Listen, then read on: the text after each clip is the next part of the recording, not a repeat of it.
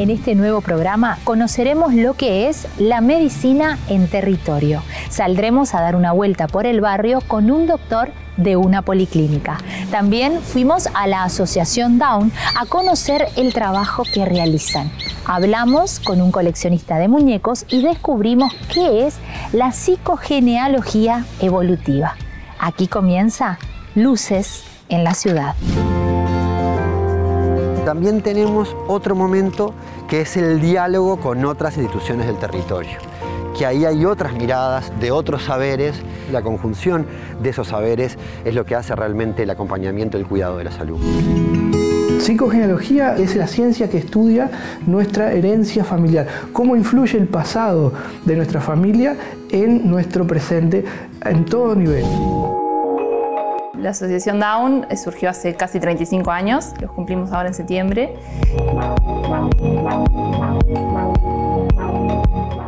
El doctor Daniel Márquez siempre tuvo claro que su amor por la medicina lo llevaría a estar cerca de la gente. Su espíritu inquieto lo llevó a salir de atrás del escritorio para desarrollar una medicina de territorio. Hacer seguimiento a sus pacientes, visitar sus casas para ver cómo evolucionan, es parte de este proceso. Esto genera una relación entre paciente y doctor que hoy en día se está perdiendo.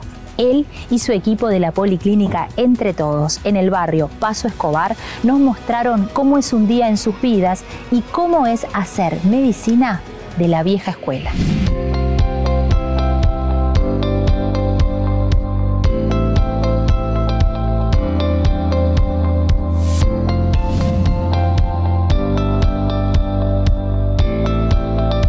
Vinimos hasta Barros Blancos a la Policlínica Entre Todos para conocer el trabajo que hacen los médicos en territorio.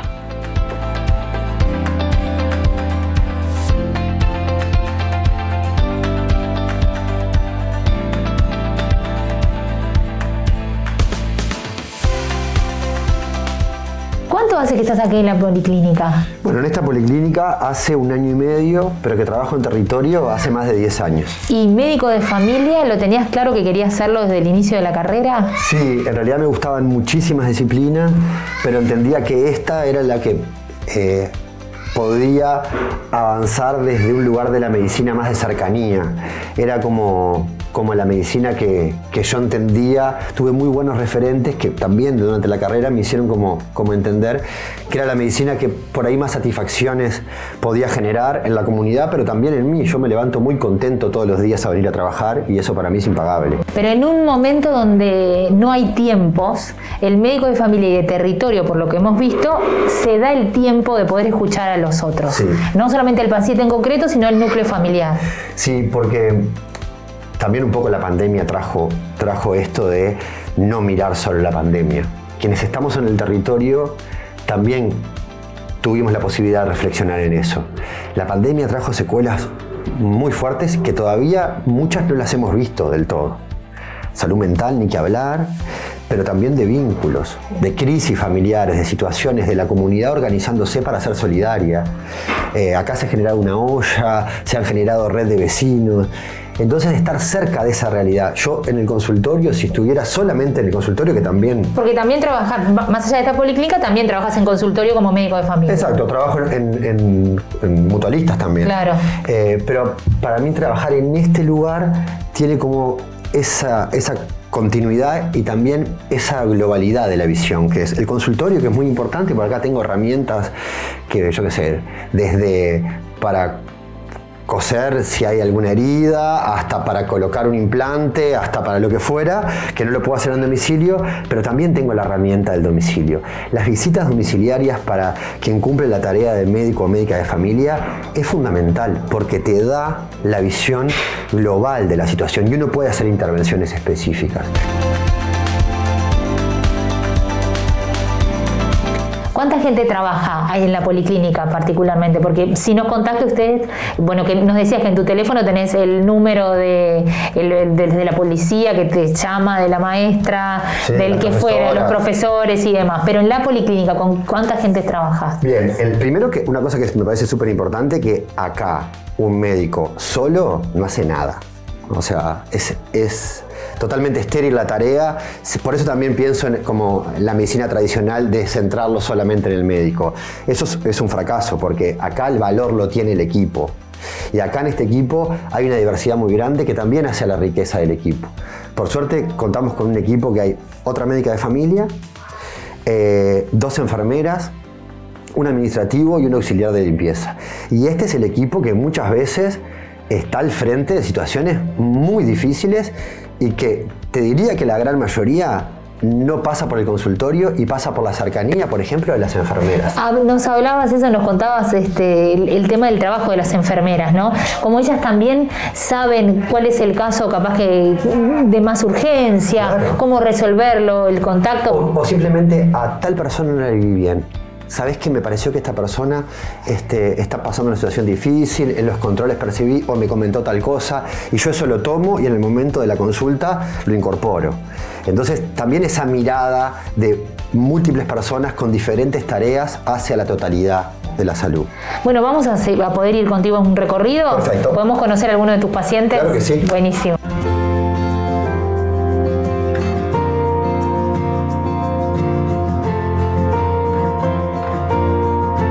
¿Cuánta gente aproximadamente consta de esta comunidad de la cual ustedes están a cargo? Bien, Barros Blancos es una población extremadamente amplia y no tenemos exactamente delimitado qué población va a qué sector, porque hay otras policlínicas, tenemos varios compañeros que están en diferentes lugares. Y a veces pasa, es muy común en esta población, que las personas se muden dentro del mismo barrio, pero quieran seguir atendiéndose con el mismo equipo de salud. Porque después que acompañaste lo que vimos recién, sí, el proceso desde que nació hasta que está dando sus primeros pasos y más. Exacto. Esa familia se muda y bueno, ellos directamente no viven tan cercano, viven en el barrio y siguen viniendo igual de todas formas. Claro, pero eso es muchísima la gente de la cual cual abarca. Es muchísimo el radio y es muchísimo la población, y también la agenda está dada por consultas. Por consultas espontáneas y programadas. También la gente tiene la posibilidad de venir sin número y agendarse por un problema agudo. Claro. Tengo fiebre, tengo tos. Ante algo puntual. Ante algo puntual. Y si no, pueden ir agendando, porque por ejemplo vimos que con el control que le hacían a Lolo, ya fue y habló y agendó para dentro de 2 meses, ya tiene fecha. Exacto. La gente se va con fecha para control, pero también sabe que ante cualquier problema puede venir puntualmente. Es muy difícil porque a veces la agenda está desbordada. Sí, claro. Entonces también administrar la agenda es una habilidad que uno va aprendiendo, y la agenda propia también es del territorio. Claro, claro. No es lo mismo la agenda de este territorio que de otro territorio u otro barrio. Sin duda. Son bien puntuales. Claro, acá hay mucho niño, entonces también eso requiere acompañamiento de las madres. Hay muchas mamás solas también que están como en ese proceso y que también requieren como esto que veníamos hablando, ¿no? La alimentación, los cuidados, las pautas, etc. Y también hay un día de la agenda se divide en espontánea, programada, hay reuniones de equipo que también están como... Intentamos hacerlas periódicas, deberían ser más periódicas de las que las hacemos porque también el intercambio del equipo es muy importante, pero también tenemos otro momento que es el diálogo con otras instituciones del territorio, que ahí hay otras miradas de otros saberes, y que si uno se queda solo con el saber, no solo te digo con el saber médico, ni con el saber del equipo, ni con el saber de la salud, hay otros saberes que participan muchísimo más de lo que pensamos de la salud de las personas. Las propias personas saben mucho más de su salud de lo que nosotros pensamos. Entonces la conjunción de esos saberes es lo que hace realmente el acompañamiento y el cuidado de la salud.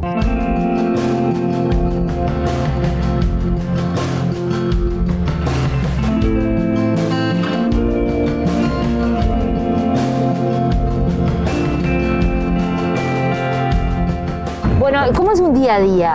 Porque ahora estamos saliendo de recorrido. Tú vas a ver distintos pacientes, ¿cómo lo organizan? Bien, tenemos los días de visita domiciliaria, y hay veces que la situación lo requiere que vamos específicamente a ver alguna situación. O un recién nacido, o una persona al final de la vida, que estamos acompañando a la familia en ese duelo, en ese proceso, digamos, y también personas tipo que están en alguna situación particular o una enfermedad aguda. También utilizamos esto para situaciones COVID. Y por día, cuando son estas visitas domiciliarias, ¿cuántas hacen aproximadamente? ¿Cuántas coordinan? Bien. Más allá de lo que pueda llegar a pasar, ¿no? Esto del móvil lo utilizamos cuando las distancias son largas, pero también está, para mí, muy bueno salir caminando por el barrio. Ajá. Porque uno también ahí también va ve la realidad. y percibiendo cosas, y las personas salen de sus casas cuando uno está caminando por el barrio a contarte cosas y a comentarte. Y hay algunos problemas de salud que surgen también en la calle. ¿De dónde llegamos ahora? Bien. El primer recorrido. Acá llegamos a una familia que visitamos habitualmente, que acompañamos después de un suceso que ellas te van a comentar, que requirió mucha atención a la salud. Es la casa de Antonella, una paciente que está muy vinculada al servicio de salud porque requirió muchas prestaciones del servicio de salud. Perfecto, vamos a conocer a Antonella entonces. Buenas. Hola, buen día Antonella. Buen día, Anto. Buen día, permiso.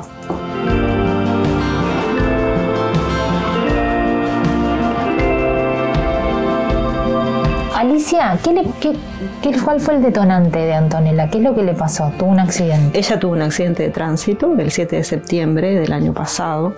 Un accidente, ella venía en moto y un coche me la atropelló. ¿Y así fue al CTI por cuánto tiempo? Y así fue al CTI por 2 meses. ¿Y cuáles eran los pronósticos, Alicia?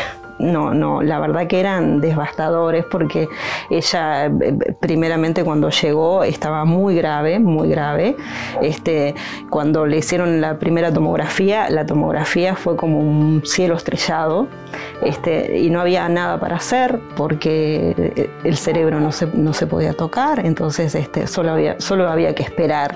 ¿Cuándo llega Daniel? ¿Enseguida? ¿El otro día? Y ella le dieron el alta al 27 y él llega al otro día. Llega el médico de familia. Al otro día que nosotros ni siquiera lo esperábamos porque no lo esperaban ustedes. No. Y cuando llega, ¿en qué cambia la presencia de Daniel? ¿En qué los ayuda? Bueno, cambia en todo. A nosotros nos cambió en todo, radical. Ya sea para mi hija y para mí, en lo personal, todo el tema humanitario de Daniel, de su grupo, porque no quiero dejar atrás el grupo con el que él vino, la empatía que sintió hacia mí, hacia mi hija, mi familia, el respeto y que fue un tipo excepcional en todo, como médico, como amigo, como compinche de mi hija, y bueno, eso nos ayudó un montón, porque creo que fue ese empujoncito que yo necesitaba como para salir y decir, bueno, no estoy sola. Y mostrarte el camino, ¿no? Porque me imagino que ante toda esa adversidad, ¿cómo hago? ¿Cómo la ayudo? ¿Qué? ¿No estaría haciendo lo incorrecto por este lado? Y que un profesional venga a tu casa y te diga, por acá sí. Y no solamente que venga a tu casa porque de repente, bueno, es médico, él tendría que venir a casa a verla, lo que sea, sino de que jamás me dejó tirada, de que de repente si tuve una duda era mandar un mensaje o un audio y él enseguida a la brevedad me lo respondía y me aclaraba todas las dudas que tenía. Entonces, no solamente es porque viene a tu casa ese día específico y se olvida y después durante un mes no se acuerda. No, era esa contención de que vos sabés que está. ¿Entendés? Sí, aunque no venga ese día a tu casa, sigue estando y se sigue preocupando.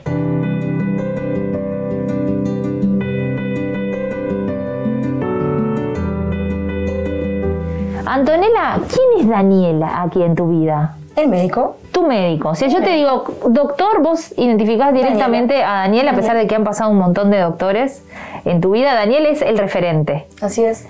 Y ahora que me acabo de enterar que empezaste el gimnasio. Sí, por suerte pude arrancar. ¿Y cómo lo llevas? Bien, genial. ¿Te gusta la idea de retomar el deporte? Porque vos jugabas al fútbol. Sí. Así que jugaba al fútbol, hacía spinning y volví al spinning también. ¿Ahora volviste al spinning? Sí, en realidad el gimnasio tiene actividades diferentes y spinning es uno. Entonces, está difícil el spinning, hay que tener como mucha resistencia. Sí, pero no, bien, sí. Y hace un tiempo atrás te imaginabas que ahora, en estos tiempos, ibas a volver al spinning. Porque no te digo el gimnasio, que vos me dijiste el gimnasio y digo, bueno, capaz que corro un poco en la cinta. Claro. No, picaste alto, Sí, spinning. sí. Ya Sí. de una. Hay días en los que si no estoy muy bien, que digo, no llego, me voy a la sala. Hago cinta, cosas diferentes a spinning. ¿Siempre tenías esas ganas de no rendirte? O imagino también que todo el contexto familiar también te ayudó Sí, en momentos que uno cae. Era la energía positiva, porque tenía y tengo un montón. Todo energía positiva y sigue la energía positiva. Y eso está de más. Es parte tuya eso. Sí. Eso, el no rendirte y no bajar los brazos, viene con Así Antonella. Me parece que... Y parte de la energía positiva es Daniel. Porque Daniel siempre estuvo ahí, que venía a verme, siempre. Y Daniel confiaba en vos entonces. Sí. Confiaba en este resultado. Ya lo vio antes, me parece. Sí, me parece sí. que ella vio ahí y dijo, acá Antonella ya la veo volviendo a hacer spinning. Y no le fallaste. Y no. Y espero en algún momento poder volver a jugar al fútbol.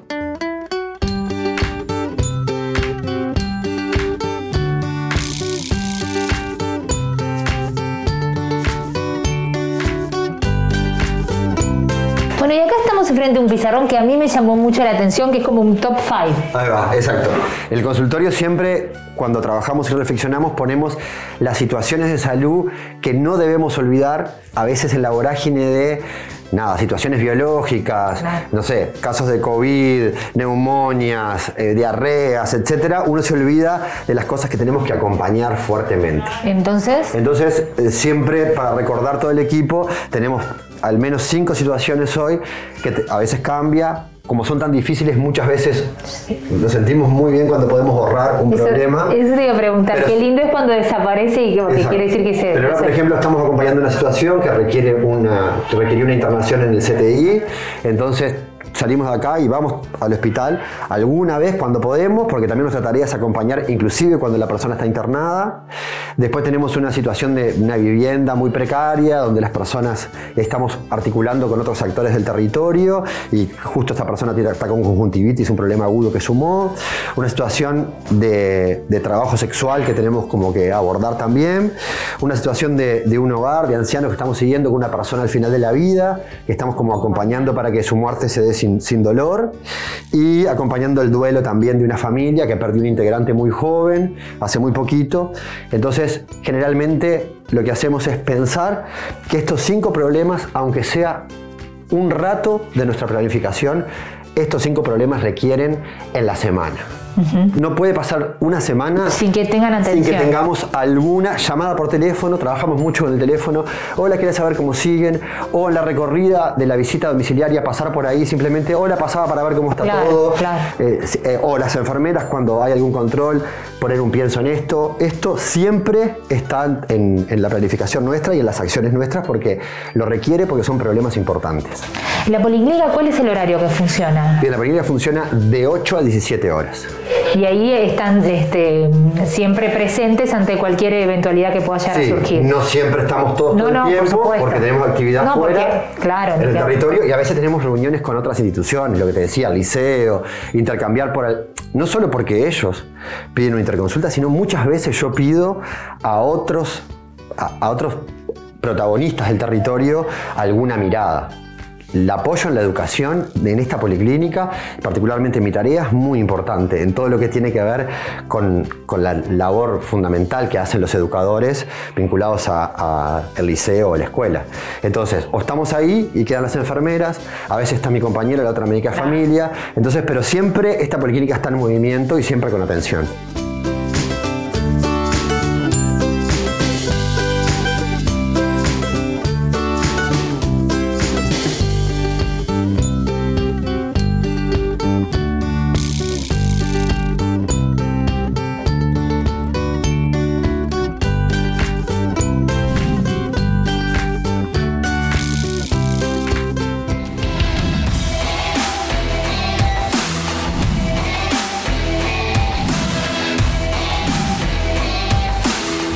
La Asociación Down del Uruguay es una organización no gubernamental sin fines de lucro fundada en 1986, cuyo objetivo es mejorar la calidad de vida de las personas con síndrome de Down, mediante la inclusión en todos los ámbitos de la sociedad, la familia, la educación y el trabajo.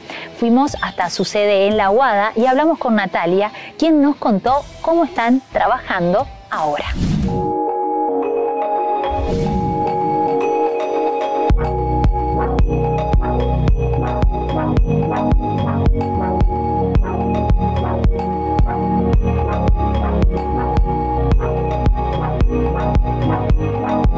La Asociación Down surgió hace casi 35 años, los cumplimos ahora en septiembre. Surgió a raíz de las familias, un grupo de familias que buscaba formas de empezar a trabajar por la inclusión de sus hijos con síndrome de Down y también como un lugar para generar vínculo con otras familias. Fue una de las primeras asociaciones de Latinoamérica y la primera del país. Después han surgido otras que no son dependientes de nosotros, digamos. En los distintos departamentos hay otras asociaciones de familias. Y bueno, estamos en esta sede desde los años 90, por ahí por el 93 creo que fue que se dio el predio de parte de la Intendencia, se empezó a construir la casa, y a fines de los 90 fue que se empezó a trabajar acá. También había una oficina en Tres Cruces en ese momento que funcionó por algunos años en paralelo. Y bueno, hoy en día estamos siempre acá, ahora con la pandemia no tan llena de gente, pero bueno, este es el lugar de encuentro que tratamos de generar. Tenemos las salas para hacer talleres, la idea es que tenemos propuestas para distintas edades, tenemos talleres para adultos con síndrome de Down, talleres para jóvenes, también para niños, para las familias de bebitos, que en realidad son los que son como un poco más difíciles de mantener con todo esto de la virtualidad. Porque es como un poco más difícil los primeros contactos, ¿no? Ya los adultos que tienen el grupo armado, que se conocen entre sí y eso, han podido tener más periódicos los Zooms, digamos, para mantener los contactos.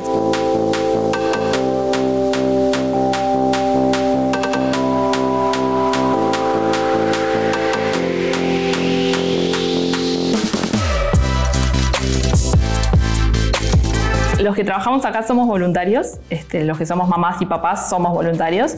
También hay un equipo aparte que apoya. Y los que somos voluntarios, digamos, también somos socios. La asociación se respalda mensualmente con lo que aportamos los socios. Pero primero cuando llegan las familias no se les pide que se asocien directamente porque cuando recién están entrando en la noticia y eso no, es un tema que queda de lado. La idea es después invitar a asociarse al que pueda y lo sienta, y no es una obligación para que tengamos el contacto ni para que los apoyemos en toda la contención que sea posible. Una vez que empiezan a venir a talleres y a participar en actividades que sí requieren, por ejemplo, un tallerista que hay que pagar un sueldo y demás, la idea es que quienes participan de esas actividades estén asociados. El equipo fuerte, digamos, sólido, son el equipo de talleristas, hay una trabajadora social, hay un equipo de secretaría y de coordinación de actividades, y hay una psicomotricista. Me faltaba alguien. Y después tenemos asesoramiento externo, por ejemplo, para las cosas médicas en general consultamos a un médico argentino que es especialista en síndrome de Down, que bueno, hace algunos años pudo venir alguna vez, ahora en realidad la última vez que hizo un taller fue virtual para las familias. Y también cuando surge alguna duda que tenga que ver más con lo médico, lo contactamos a él. Y él también nos ha hecho nos ha hecho contacto con otros especialistas argentinos. Por ejemplo, el año pasado hicimos una charla con él y con una fonoaudióloga argentina. Ahí como que hay, no son parte del equipo fijo, digamos, de acá, pero son apoyos que tenemos de afuera. En ese sentido también tenemos el apoyo de la Federación Iberoamericana, también cuando surgen como temas, por ejemplo, cuando surgió el COVID, muchas de las conversaciones a nivel internacional las podíamos tener a través de la Federación Iberoamericana, para también compartir experiencias de cómo estaba evolucionando en otros países y cómo afectaba a su población con síndrome de Down en otros países.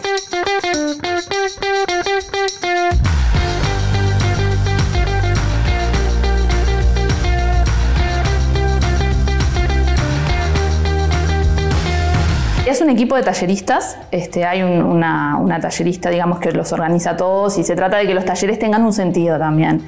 Que el taller, por ejemplo, que en el taller de cocina se les enseña a cocinar cosas que les sean útiles y prácticas para la vida cotidiana. O sea, son talleres enfocados a desarrollarse en un aspecto que sea también práctico, ¿no? Pero también hay otros más lúdicos, hay un taller de murga, hay taller de tango, hay un taller de habilidades sociales que es más bien para los niños, para empezar a relacionarse con los pares desde una forma como más contenida, y también los talleres más de contención, ¿no? Que de repente son apoyados por una psicóloga.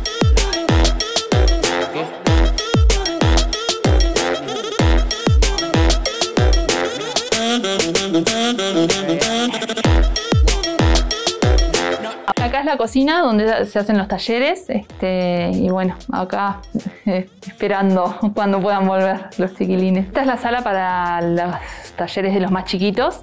Tenemos con moquette, con las colchonetas para poner en el piso, y el piso que es de madera es mejor. Y bueno, acá los más bebés, los de 0 a 2 años, pueden tener actividades con la psicomotricista. Y también los niños un poco más grandes, hay el taller de habilidades sociales que te mencionaba, se hace acá, que es como más cómodo para los niños. Así que bueno, este es el espacio de los más peques.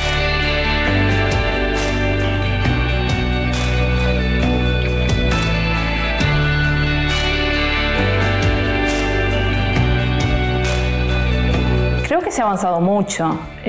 Yo particularmente soy como nueva en el tema y me ha costado como ver la evolución, pero sé que ha habido grandes cambios, sé que se ha avanzado mucho, y en realidad yo creo que, o sea, sí hay una cuestión como uruguaya de apertura, creo que eso se vive mejor que en otros países, pero hay grandes debes, por ejemplo, en el tema escolar. Incluso yo de repente escuchaba a mamás como hablar de esto, de que capaz que el resto de los papás de la clase no se dan cuenta, pero hay otros problemas que vienen de la dirección o del lado de las maestras, sin querer apuntar a las maestras, porque a veces es que no tienen la formación, o a veces es que no tienen las herramientas para hacer una inclusión efectiva. Pero no es el problema educativo, por ejemplo, no es tanto con las familias. Hay una se ve como que las familias en general están abiertas a que las clases sean inclusivas. Lo que está faltando de repente viene como por formar desde otro lado.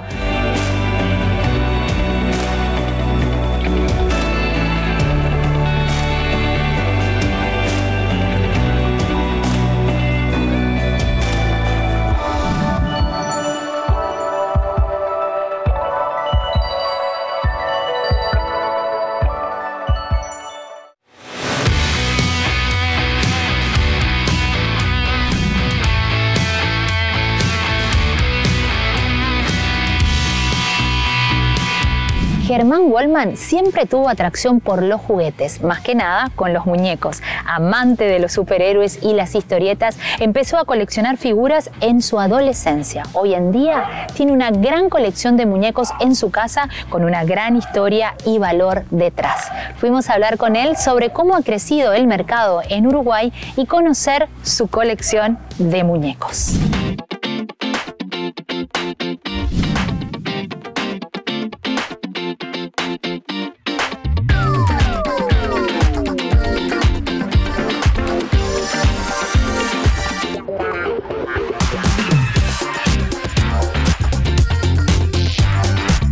arrancó más o menos hace 17, 18 años más o menos, en la época de la crisis, ¿no?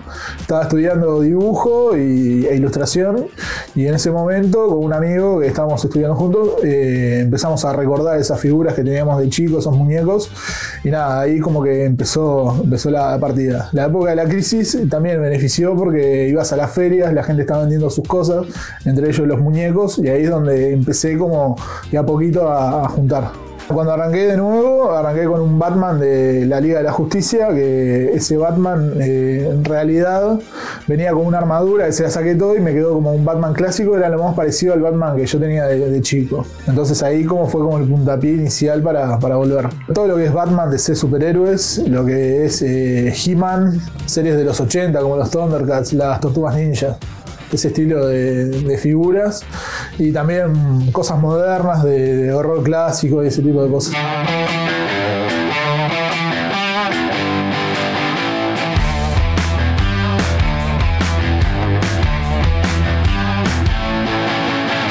Hoy en día con internet y todo ese tipo de cosas se masificó. Y nada, hay muchos canales de YouTube donde hay mucha información y la gente apela a la nostalgia y a recordar, y empieza hoy en día a comprar y a coleccionar. Ya hay un público totalmente nuevo que nace como siendo coleccionista, ¿no?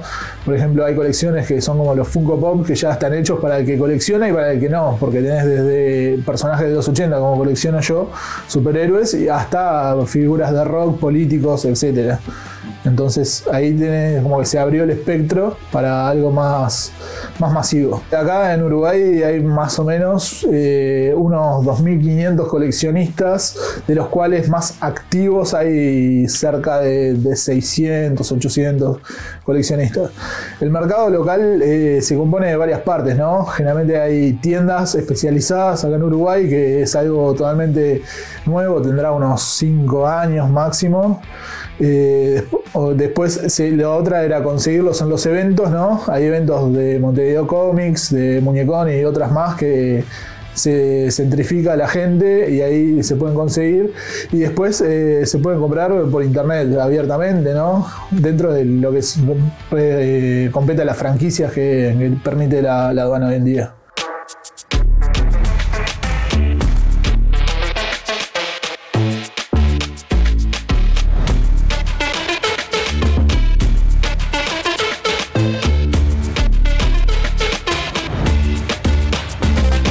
Bueno, con mi novia, nada, nos conocimos y de primera le comenté que, mirá, a mí me gusta coleccionar figuras, tengo bastante, no te vayas a sorprender, y no, le gustó, y además le despertó algo que tenía en ella, y ella también hoy en día empezó a coleccionar y tiene su colección aparte, variado, bastante diferente a lo que colecciono yo, y nada, es algo que compartimos en común y está genial eso.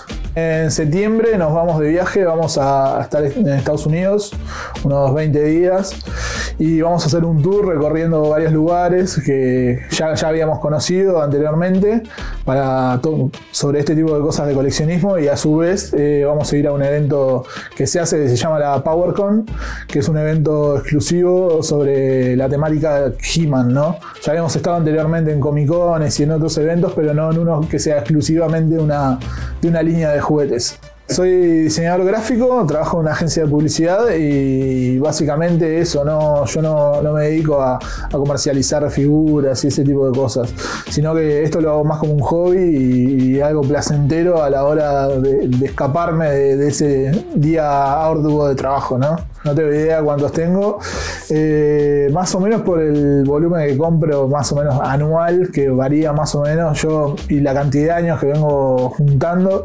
calculo que habrá unos 1.500 por ahí.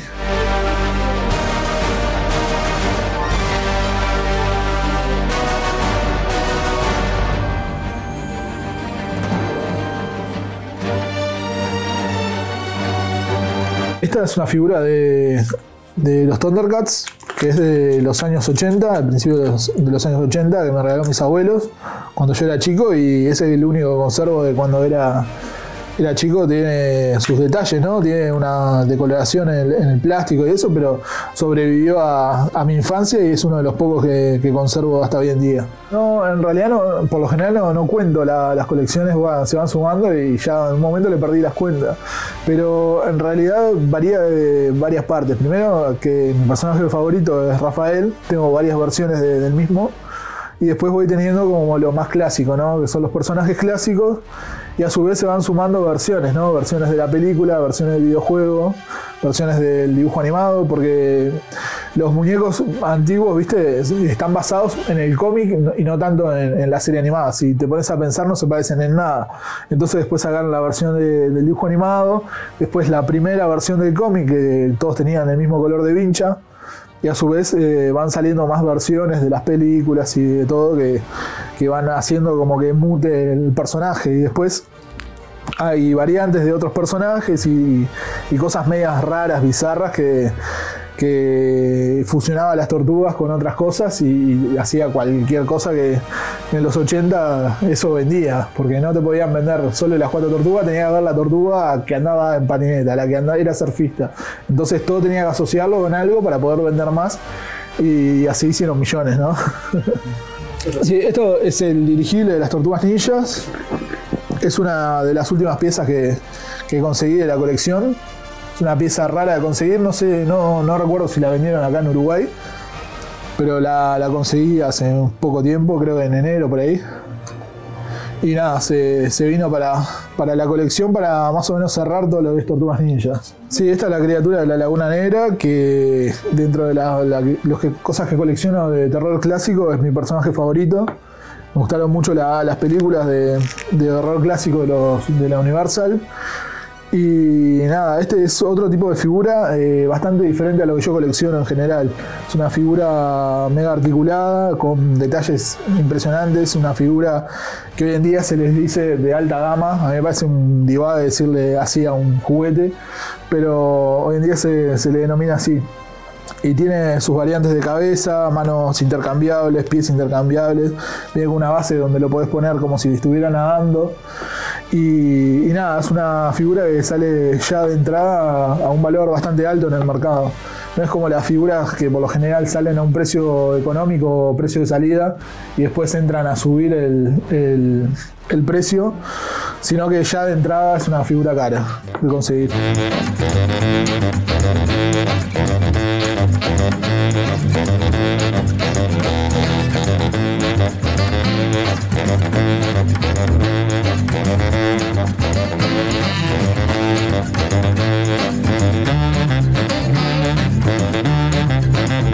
La Muñecón comenzó en 2019 como un evento exclusivo para coleccionistas de figuras. Siempre estaba la Montevideo Comics, donde había figuras y habían otros eventos, pero no una que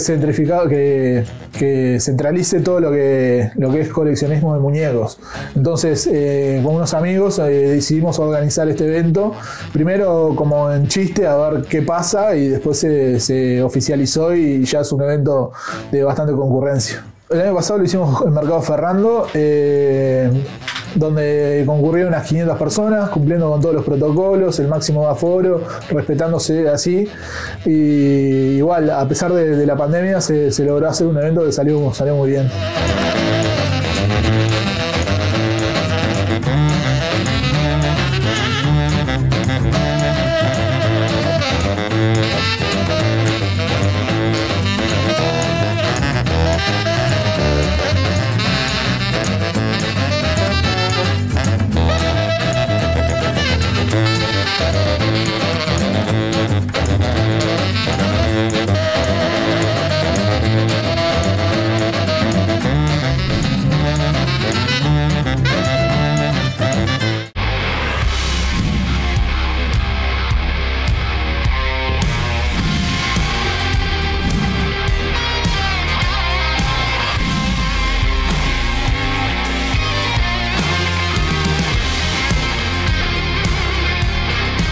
Lauro Alonso tiene más de 20 años de trayectoria en autoconocimiento y desarrollo humano, especializándose en psicogenealogía evolutiva. ¿Qué es la psicogenealogía? ¿Para qué sirve? Su trabajo también consiste en decodificar las dolencias y enfermedades que muchas veces son generadas por emociones. Fuimos hasta su consultorio a charlar sobre este tema y conocer más sobre estas terapias alternativas.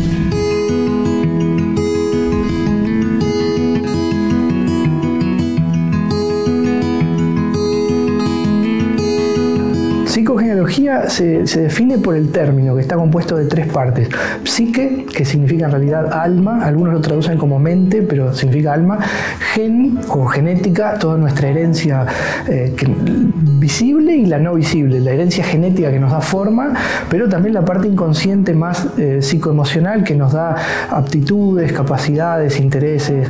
Y logos, que significa estudio, tratado, ciencia. Entonces es la psicogenealogía, la ciencia que estudia nuestra herencia familiar, cómo influye el pasado de nuestra familia en nuestro presente en todo nivel. Por eso está muy bien la idea del holístico, o sea, a nivel físico o biológico, que es el más obvio, pero también a nivel emocional, mental, cualidades, intereses, limitaciones, condicionamientos, en todo sentido. Todo lo que pasó a nuestros antepasados nos afecta de alguna manera. Hay unas formas positivas que son habilitantes, las cualidades que tenemos, que eso nadie quiere perderlo, y que lo podemos optimizar. Y después está la parte que llamamos negativa simbólicamente, que son las cargas, las limitaciones y esas cosas, que la podemos trabajar para minimizarlo o en algún caso disolver. Se va a hablar de la historia familiar, qué sucedió, cómo se fue elaborando eso a nivel de la familia, en qué afectó, cuáles son los intereses de la persona para esa consulta, qué quiere trabajar, qué quiere resolver, qué repetición quiere desarticular, qué quiere conseguir con esto. Casi siempre vamos a estar en algún punto dibujando el árbol genealógico, encontrando lo que llamamos simetrías, que son cualidades en común entre diferentes miembros del árbol, y a partir de ahí se va a desarrollar todo un proceso terapéutico que está bueno aclarar que normalmente no es ni de una sola consulta ni de varios años. No estamos en ninguno de esos polos que a veces se ven en otras técnicas. No es con una sola consulta que uno va a cambiar su vida definitivamente, y tampoco orientamos a un proceso de 5 o 6 años, no.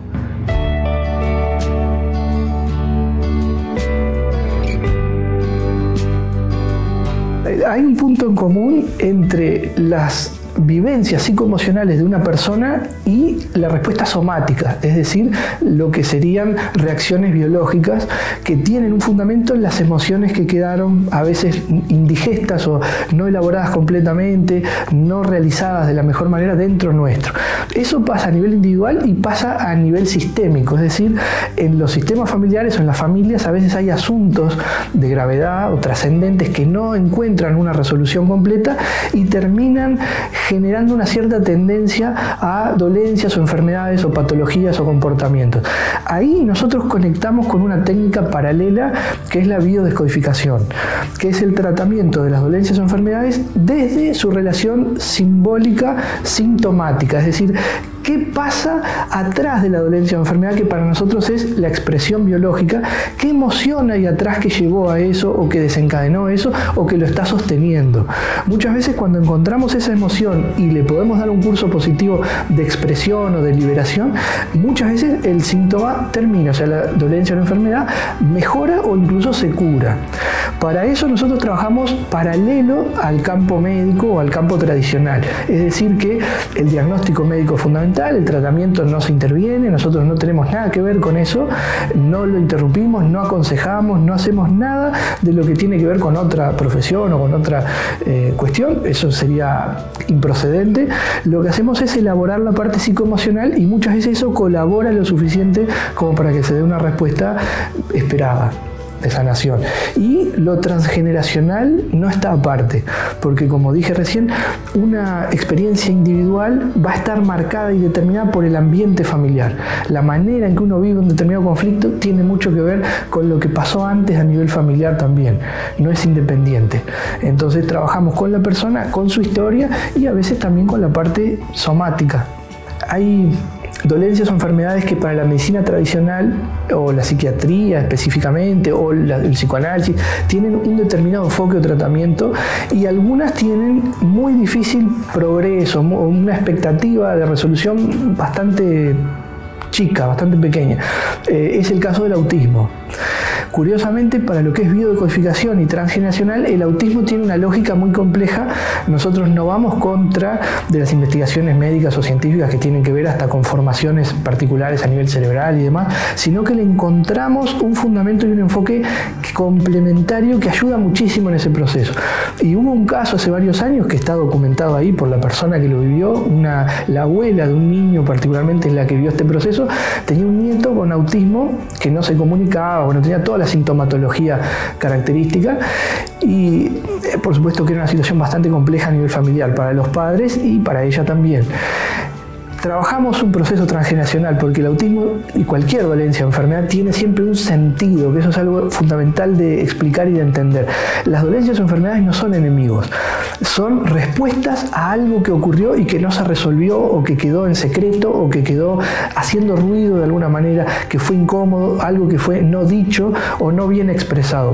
Hicimos una elaboración que tenía que ver con unos eventos transgeneracionales que son privados, no viene al caso, pero la abuela fue la que hizo esta resolución. A los pocos días llama el padre del niño y le pasa el teléfono y dice: te quieren saludar. Y el niño le dijo: abuela, te amo. Y él prácticamente no se comunicaba con nadie, no hablaba. Y bueno, fue esta la respuesta que hubo. Después siguió el proceso. Hay algunas características que mejoraron enormemente, algunas otras que se mantuvieron. Pero es uno de los casos que tenemos documentado, por eso lo puedo compartir, porque está disponible por si alguien quiere saber más.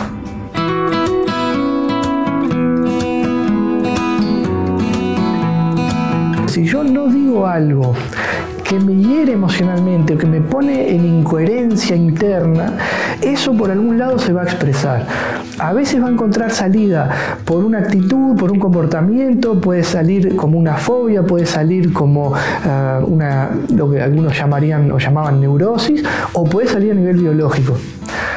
Es común, por ejemplo, que una persona que ve algo que le hiere, en algún momento tenga, por asociación simbólica, alguna cuestión de la vista. El caso más frecuente es, por ejemplo, las cataratas, o podemos hablar de las llagas en la boca, o podemos hablar de las alergias. Hay personas que tienen alergia a determinados alimentos que tienen un sentido para los alergistas, porque hay un alérgeno involucrado. Pero hay casos de personas con alergia al oro. El oro es un metal noble, por lo tanto es hipoalergénico. Nadie debería tener alergia al oro. Químicamente no tiene sentido tener alergia al oro, porque si uno se pone una cadenita, un anillo, caravana, algo de oro en el cuerpo, no va a haber una reacción química, no va a haber un intercambio químico. Por lo tanto, ¿de dónde viene esa alergia? Bueno, si nosotros sabemos que el oro simbólicamente representa a la figura paterna masculina y que las alergias casi siempre hablan de un conflicto de separación, cuando hay una persona con alergia al oro, la pregunta correcta es: háblame de tu papá, qué pasó con tu papá, háblame de una figura masculina importante, de a quién dejaste de ver o con quién te peleaste o dónde hubo una separación, con un masculino. Con la plata pasa lo mismo, pero con figura femenina. La celiaquía, lo mismo, es un rechazo del organismo frente a determinado estímulo físico que en lo simbólico, o sea, acá adentro, a nivel inconsciente, está asociado también con figura paterna masculina. Y muchas personas no saben que en algunos casos se puede decodificar y se puede sanar. Y hay testimonios en pila. Lo que pasa es que no es algo garantizable, porque depende de que en la investigación se encuentre el origen del conflicto. Y eso es lo difícil.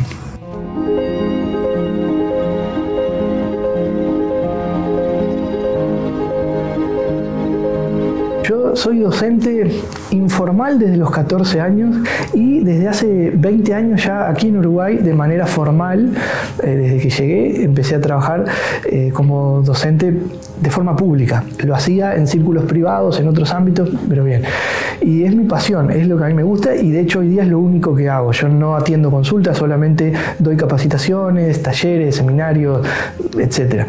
Y creo que para mí, por lo menos, hay una motivación especial en transmitir la herramienta a la persona, que pueda adquirir el conocimiento de cómo resolverse, no de pronto solamente acompañar en una situación puntual, sino darle el conocimiento completo para que lo pueda seguir haciendo en otras eventualidades o compartiendo con otros, para que la cadena siga fluyendo y no se corte. Y bueno, tengo una página web que es bastante simple porque es mi nombre, es lauroalonso.com, y ahí publico mis actividades, la agenda de cursos y opciones y demás. Y hay material también para ver.